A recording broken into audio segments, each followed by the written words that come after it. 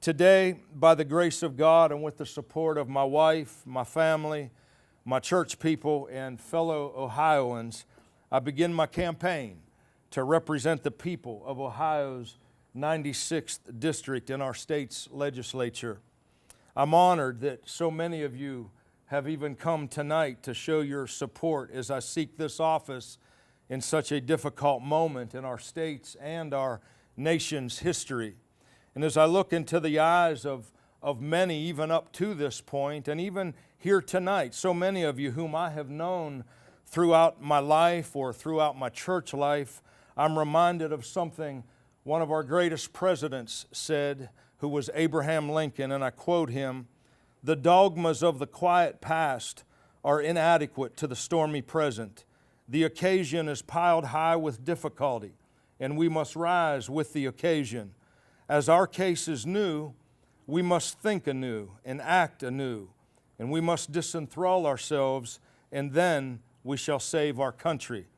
Today, in our great Buckeye state of Ohio and across America, our people who have been disenthralled with the broken promises of government, and so many of us have. But we found new hope in Americans who are stepping forward to serve the public.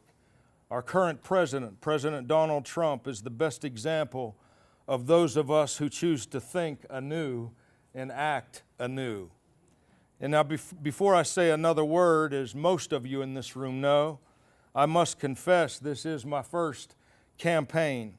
I'm not an experienced politician. I think in some regards that's a good thing. Our president has already proven that.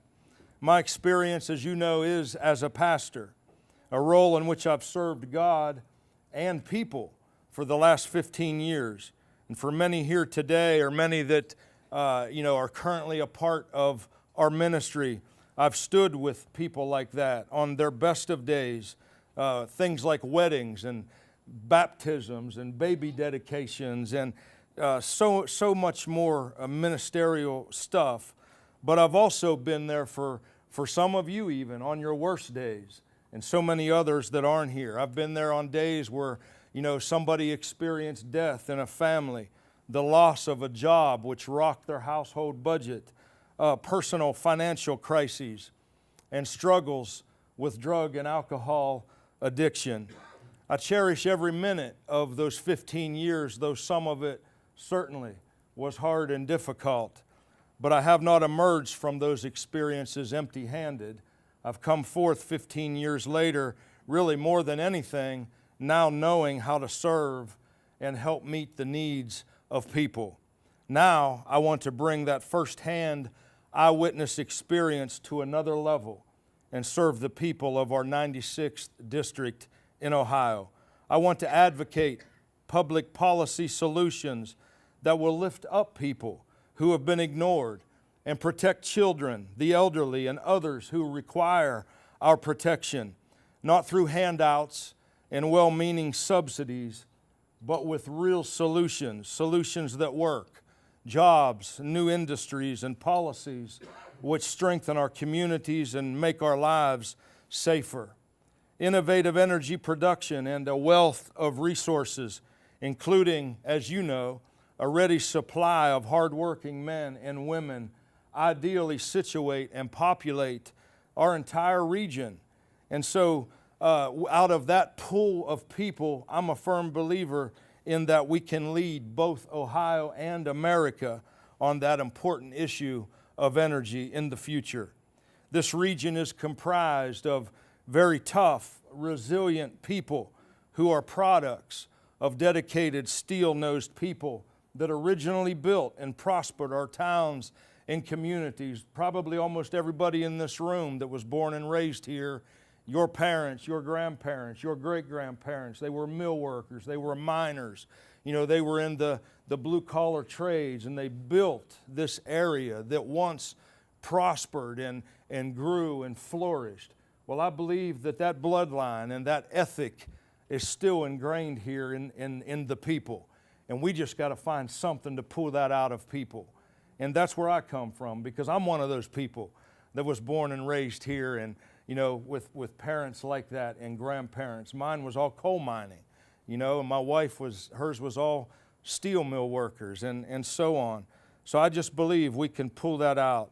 I believe we need to pay attention to the most pressing human conditions among our people that's happening even right now, like drug and alcohol addiction. And we hear almost daily about this immense opioid crisis, you know, epidemic that's going on. And by the way, I just came across something today.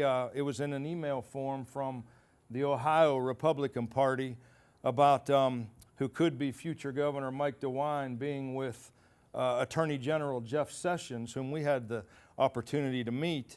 And they're supposed to be making, or they made it, I just didn't watch the film yet, but they made a big announcement that is really going to, I guess, impact or influence that epidemic right there if everything goes the way they're hoping. And as a minister, you know, pertaining to this drug and alcohol addiction, I've said this before, I'll say it again, I've been on the receiving end of those dreaded phone calls, you know, of a mother or a father who came home and found their son or their daughter unresponsive on the floor with a syringe, you know, a needle sticking in their arm.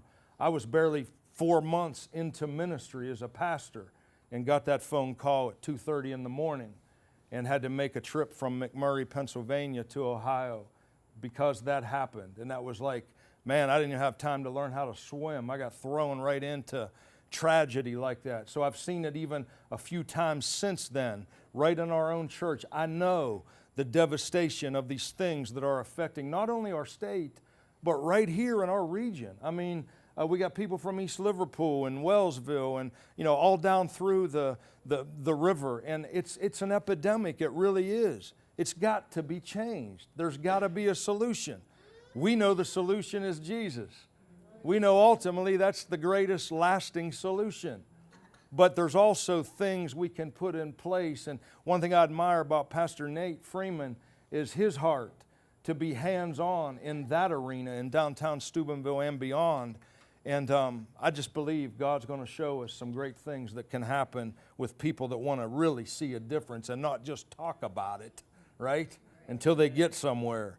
So as a former alcoholic myself, I'm passionate about addiction. I've walked the same long, hard walk that many others across our district presently face. And I believe we need to incentivize medical innovations like Narcan, which literally saves the lives of overdose victims with a simple injection.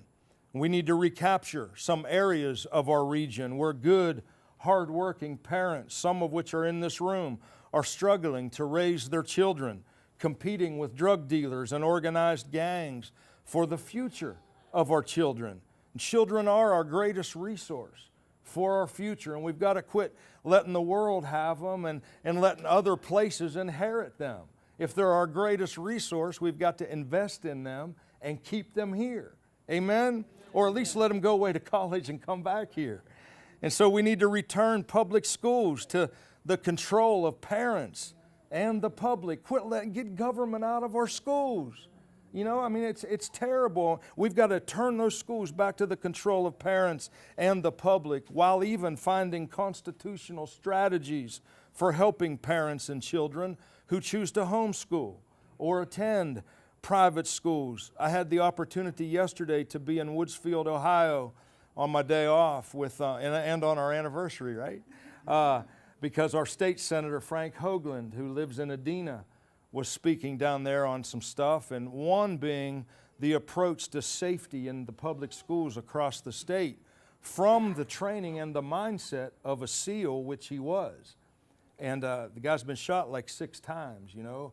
And but he gave a very interesting talk on approaching schools, you know, out of that pattern and mindset. And I know that might sound scary because I used the word SEALs, but the principles, the model that they use in any attack, you know, any land, any nation can come right down into a school level. And I'll tell you what, by the time he was done, I was like, that is ingenious. I mean, that would work. And so anyway, talking about solutions like that.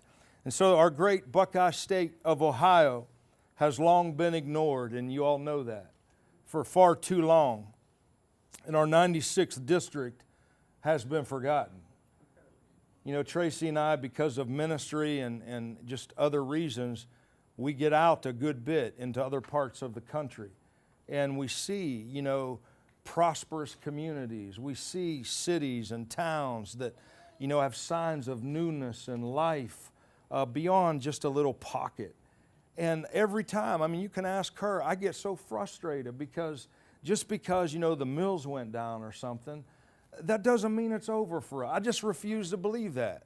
Well, why can't we resurrect this town not only spiritually, but, you know, economically and every other way? I believe we can do it. And even though it seems like it's been forgotten, I'm filled with hope and optimism.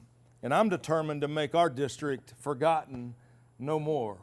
And that's what's burning inside me, whatever I can do to accomplish that. So during the coming weeks, we're basically 2 months away from a primary because there is an opponent on the Republican ticket. And I wish that person well, but that's going to happen on May 8th.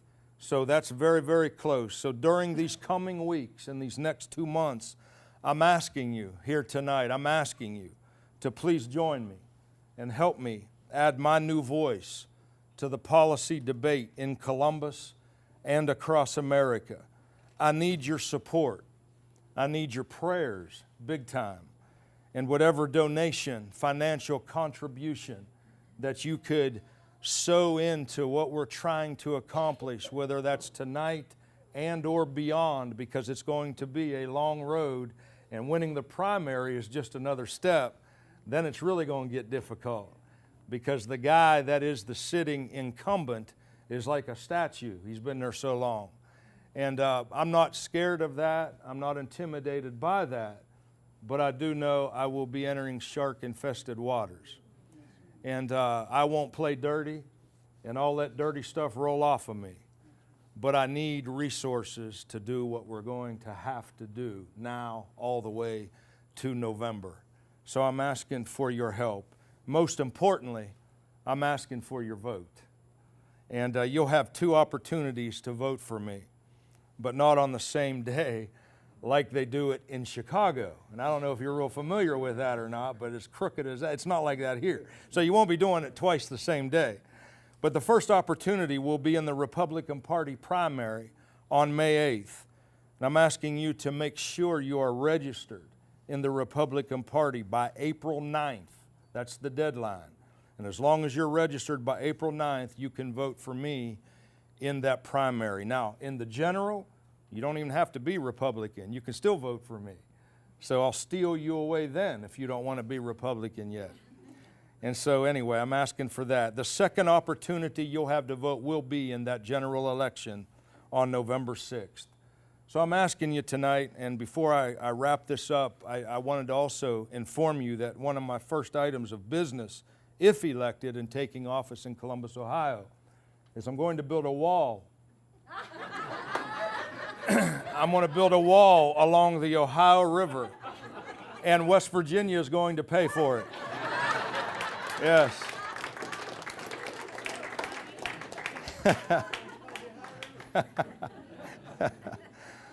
So listen, please join me